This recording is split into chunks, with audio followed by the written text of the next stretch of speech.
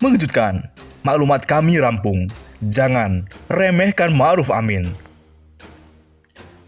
Jika 23 Juli 2001, Gus Dur dari Nahdlatul Ulama diganti Megawati dari PDIP, maka tak ada yang bisa menjamin Jokowi dari PDIP tidak lengser dan diganti oleh Ma'ruf Amin dari NU. Hari esok, tak seorang pun yang tahu bagaimana takdir itu meneteskan tintanya. Ma'ruf Amin, selain seorang ulama karismatik, dia juga seorang politisi. Lama berkiprah di P3, menjadi anggota DPRD DKI 1977. Ketika PKB lahir, Ma'ruf Amin pindah dan ikut membesarkan PKB. Ia menjadi salah satu anggota DPR terpilih dari PKB 1999. Kiprahnya di dunia politik cukup matang.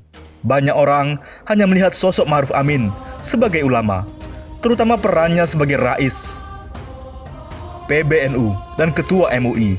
Jauh sebelum menjadi kiai top, Ma'ruf Amin telah lama menempa diri di dunia politik. Sebagai kader P3 dan kemudian PKB, cukup menjadi bekal Ma'ruf Amin mengasah pengalaman politiknya. Jadi, bagaimana jika Jokowi juga mendukung pergantian Ma'ruf Amin?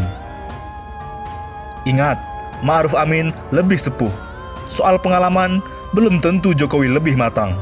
Adu kuat, Ma'ruf Amin bisa mengkapitalisasi NU dan umat untuk melakukan perlawanan. Bisa-bisa, bukan Ma'ruf Amin yang diganti, tapi Jokowi yang akan dilengserkan. Saat Jokowi lengser, Ma'ruf Amin jadi presiden. Presiden kedua dari NU. Ini akan jadi sejarah. Oleh karena itu, sangat keliru jika ada pihak-pihak yang mengecilkan kemampuan berpolitik Ma'ruf Amin. Kiai yang satu ini punya insting politik yang tajam. Ini terbukti. Ia berhasil menyingkirkan Mahfud MD dari posisi cawapres Jokowi di last minute, hanya hitungan jam sebelum deklarasi. Jokowi yang semula meminta Mahfud MD untuk menjadi cawapres batal. Padahal jas yang sedianya akan dipakai saat deklarasi capres-cawapres sudah dikirim oleh Mahfuz ke istana. Tidak jadi. Yang deklarasi hari itu justru Jokowi Ma'ruf Amin. Sakitnya tuh di sini. Tapi posisi Menko Polhukam setidaknya telah menggobati hati Mahfud MD. Tidak saja Mahfud MD, Muhaimin Iskandar atau Caimin yang jauh-jauh hari sudah pasang iklan cawapres di mana-mana, tersingkir juga. Ternyata menjadi ketua umum PKB tak cukup mampu melawan Ma'ruf Amin. Begitu juga Kiai Haji Said Akil Siroj. Ketua PBNU ini juga tak dipilih Jokowi untuk mendampinginya di Pilpres 2019. Dan cerita ini terbongkar. Semua detail-detail oleh Mahfuz MD dalam dialognya di televisi swasta. Jangan main-main dengan Ma'ruf Amin. Terpilihnya Ma'ruf Amin sebagai cawapres saat itu adalah bukti kepiawaian sang kiai memainkan peran politiknya. Ini takdir, pasti. Tapi Tuhan tentu selalu menghitung ikhtiar hambanya. Tak ada celah konstitusional Ma'ruf Amin dilengserkan, kecuali mundur. Kalau Ma'ruf tidak mau mundur, maka tak ada pergantian wapres. Di sini Ma'ruf akan melihat siapa-siapa yang mengincar posisinya. Ia tidak akan tinggal diam. Desas-desus, kabar kabur, pergantian Ma'ruf Amin di tengah jalan sudah didesain jelang Pilpres 2019.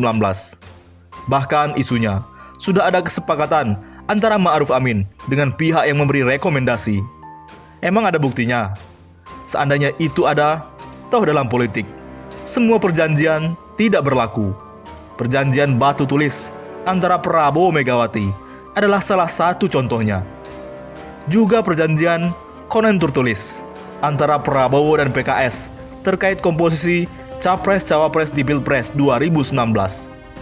Bahkan, janji Prabowo terkait Wagub DKI dari PKS sebagai pengganti Sandi pun tak berlaku.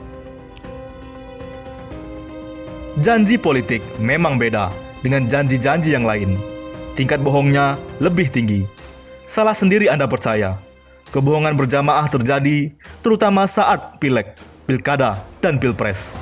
Pemilu adalah pasar untuk obral janji. Bagaimana jika Jokowi juga mendukung pergantian Ma'ruf Amin? Ingat, Ma'ruf Amin lebih sepuh. Soal pengalaman, belum tentu Jokowi lebih matang. Adu kuat, Ma'ruf bisa mengkapitalisasi NU dan umat untuk melakukan perlawanan. Bisa-bisa bukan Ma'ruf yang diganti, tapi malah Jokowi yang akan dilengserkan. Saat Jokowi lengser, Ma'ruf Amin jadi presiden. Presiden kedua dari NU. Ini akan jadi sejarah. Jika 23 Juli 2001, Gus Dur dari NU diganti Megawati dari PDIP, maka tak ada yang bisa menjamin Jokowi yang dari PDIP tidak lengser dan diganti oleh Ma'ruf Amin dari NU. Hari esok, tak seorang pun yang tahu bagaimana takdir itu meneteskan tintanya.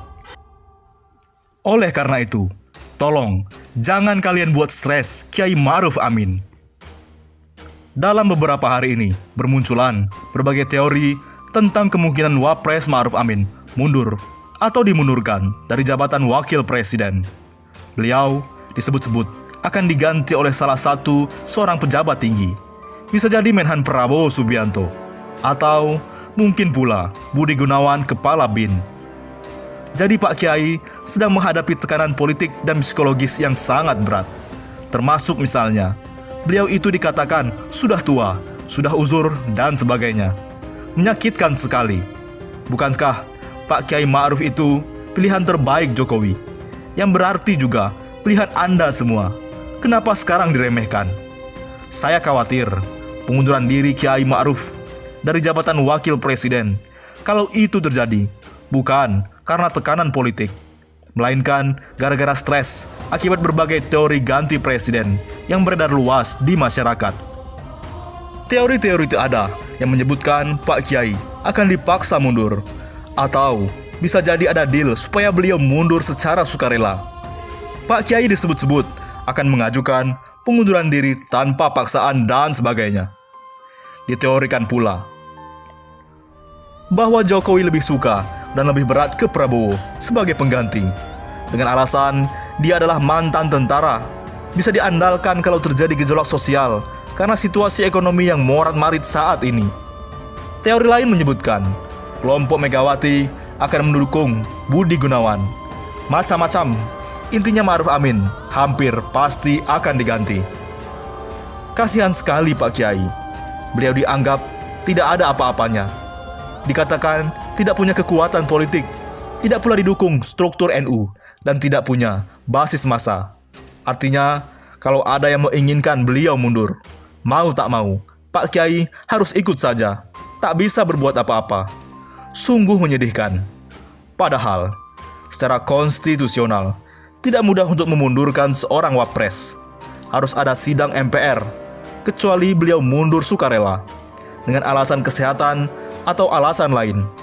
Tapi apa iya Kiai Ma'ruf akan menerima saja dibegitukan? Tampaknya tidak. Selemah-lemahnya posisi seorang pejabat negara yang berkedudukan sah konstitusional, tidaklah mungkin dia akan menerima begitu saja perlakuan yang kasar terhadap dirinya. Pastilah dia akan menunjukkan perlawanan, meskipun perlawanan yang tak berarti, perlawanan yang sia-sia. Tapi ingat, Pak Ma'ruf Amin itu seorang kiai. Sepele apapun orang menganggapnya, Pak Ma'ruf masih bisa berdoa. Kalau dia merasa dizolimi, hati-hati, doa orang yang dizolimi biasanya mustajab. Kalau sekiranya skenario penggantian Kiai Ma'ruf disusun oleh orang-orang Pak Jokowi, berarti doa si terzolim dengan sendirinya terarah ke sana. Kalau disusun oleh kelompok Ibu Megawati, maka doa kezoliman akan otomatis mencari sasarannya. Jika yang mengusung Pak Luhut, maka Pak Menko lah yang akan menjadi subjek doa alias pihak yang terdoa. Yang lebih ngeri adalah kalau Pak Ma'ruf dilanda stres akibat teori-teori mundur atau dimundurkan. Makin berat stres beliau, makin muluslah doa penzoliman itu untuk diterima. Meskipun dulu Pak Kiai pernah tidak jujur, saya tak menggunakan kata berbohong soal mobil SMK, dan juga pernah mengatakan bahwa anak-anak PAUD terpapar radikalisme.